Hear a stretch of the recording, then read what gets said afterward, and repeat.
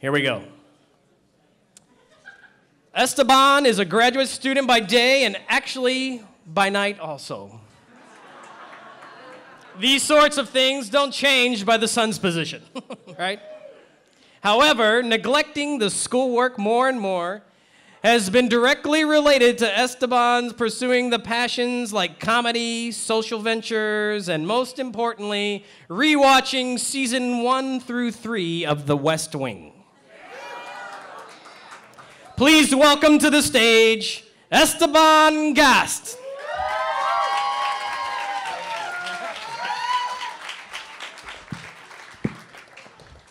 All right, thank you. I'm a comedian around town, so anytime I get on stage, I usually have an extravagant show. But tonight, I'm going to talk things about a little seriously, so I promise, I assure you, absolutely no fireworks tonight. That was good. I'm glad that happened. I think we're all glad that happened. I grew up and my life was shaped by two individuals. They loved each other very much and they loved me. And they taught me about being kind, being grateful. They taught me how to count to 10, all sorts of things. And that was, of course, Bert and Ernie. I'm the son of two Colombian immigrants. I grew up in Puerto Rico and I didn't speak English till I was 6 or 7, but yet I had trouble identifying as Latino. Everything I watched on TV and all the newspapers I read, those Latinos, they didn't seem like me. After watching so much TV, I started wanting to be white. I wear a cardigan now, so pretty close. All the cool guys on TV were white for goodness sake, and then this show, Zoom, on PBS came out. And that man is called Pablo Vélez Jr. Él es un Latino. And I'd never seen anyone like him. He spoke Spanish with no accent. He spoke English with no accent. He was just like me. He talked about books. He was educated. He wasn't a gardener or a gang member, as TV often thinks we are. He made me feel like I wasn't faking this whole Latino thing because I wasn't a pool boy on Desperate Housewives. Although I hear that pay is better than grad school. I'm interested. So I had these experiences. What would I do with them? I first heard the word social entrepreneurship with Tom's shoes. I'm sure you're all familiar with Tom's and know about their one-for-one model. You buy a pair of shoes and they donate another pair of shoes. This started the series of events where I became really interested in this sort of stuff and led to me speaking here. Thanks, Tom's. It was stated that the Tom's model helped people,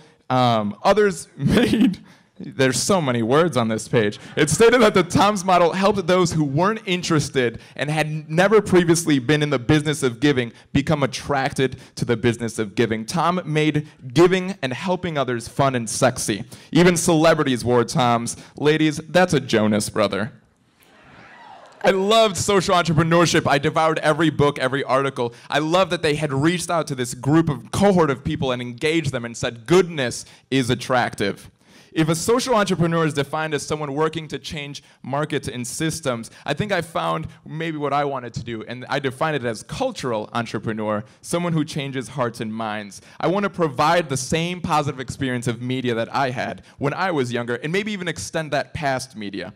And you may be asking, Esteban, how? And I'm responding with, I have no idea, and please don't interrupt my talk, I'm on a time limit. Here's what I do know, though. I know I am who I am today because people made goodness attractive. People set these social norms, aka what was cool, and the unique set of people that redefined what was cool for me is why I am speaking to you here and feel strongly about this. They made goodness attractive. They made the good choice, good for me, good for others, good for the environment, the best choice. I think people are drawn to what other people enjoy, and we're lucky that we get to choose what we enjoy. So what if we framed it as I get to volunteer rather than I should volunteer? I think people would be more drawn to that. But on to media and culture. Celebrities are often called America's role models, and stories have so much power, so I want to focus on that. Media, when we were younger, instilled in us these higher values, right? We learned to be people, and we were entertained when watching Sesame Street. And all of a sudden, we lost it. I remember, like so many millions of others, I started watching Jersey Shore, easily throwing away any sort of moral development that I was having. And we started measuring manliness and number of shots we could handle and women we could woo, and no one's muscles are that big, Ronnie. Stop it. So I'm questioning, when did entertainment stop teaching us about life? When did these cultural norms shift? Who said that entertainment can't be inspiring and enlightening? Story can and must be what we look to in how we navigate this world. And I think that is an incredible power in that story. I think we need to respect that story, and we need to respect those who write those stories and set the cultural norms. I think peer pressure can be a form for good. And the cool thing is, science is with me on this. Tina Rosenberg, she's a MacArthur genius, granted, genius Tina. She wrote this book called Join the Club, and she says peer pressure can help people make better decisions. She says peer pressure, media, and PR can shape these cultural norms. Because I think if we want Americans to pick up books, we should make reading the sexiest thing ever. It'll be like smoking in the 50s. You'll be like, Donald, that was fantastic. Pass me my copy of Old Man and the Sea.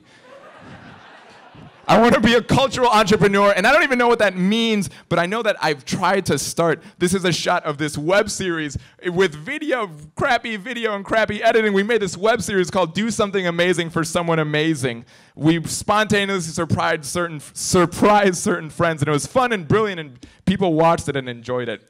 I'm also trying to develop, this app. It's coming out in January. It's called Daily Goodness. You write down things that you're thankful for. It's a gratitude journal in terms of an app. We want to make it as easy and accessible as possible because I think that goodness is attractive, and I think that's a truth that people should know, and we should reflect that in the media, in all our behavior. And I want to end with a story. One of my best friends from high school, his name was Connor Taft. He's the prom king, high school, kind of universally well-liked. And senior year in high school, we could go off campus for lunch, so we didn't have to eat this. So it was amazing. We felt like rock stars breathing in air at 11:30 in the morning. But Connor one day decided to stay in and sit with these kids who had physical and mental disabilities. So this is the most popular kid in school. He stayed in. As you can imagine, a few weeks later, more and more people stayed in. And before you know it, a ton of seniors were staying in and sitting with these amazing individuals. And I wonder, why was there this revival in volunteering? And it was simply put because Connor made goodness attractive. He had the power to set these cultural norms, and he showed us what is true, that your lunch can have meaning, and there are these incredible people. Lastly, I want to end with a quote from Mr. Rogers. I learned how to be a man from Mr. Rogers, a loving, simple man with a fondness for cardigans. And Mr. Rogers, while accepting a well-received, a well-deserved award, he wrote, "But how do we make goodness attractive? By treating our neighbor at least as well as we treat ourselves, and allowing that to inform everything that we produce." Thank you so much.